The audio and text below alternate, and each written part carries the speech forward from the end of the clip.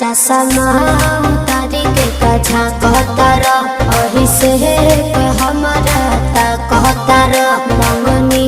के भाई महंगी के हमरा पछा तू हाँ कहतर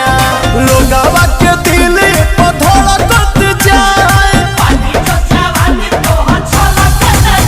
हता जवान करत ऐसन हो रकत ओढ़नी सरकत जाए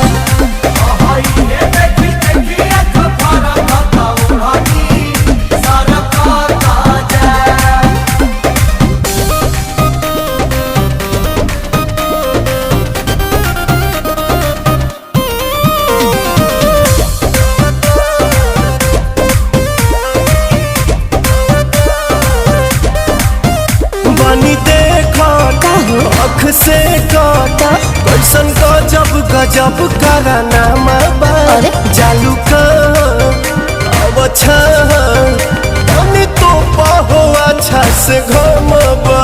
सर के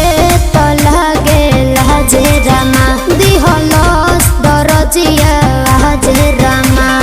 सूट के सियानी देखा चरकत जाए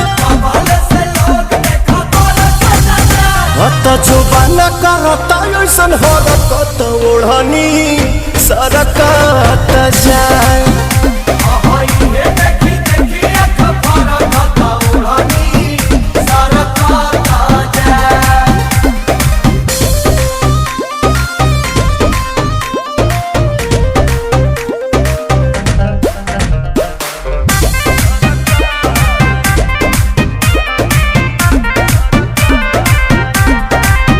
तोहर साइज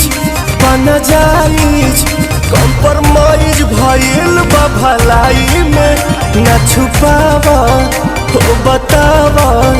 कक देले बड़ू तू ढलाई में कहनी कि ना पपीते से हो न पलस नतिया बीते से हो लइके में चीज तोहर लड़कत जाए जो बना करता ऐसन हो रकत ओढ़नी सरकत जाए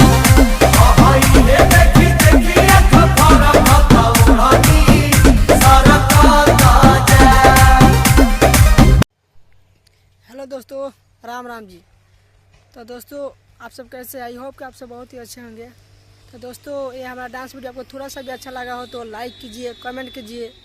और अपने दोस्तों के पास भी शेयर कीजिए। और दोस्तों एक बात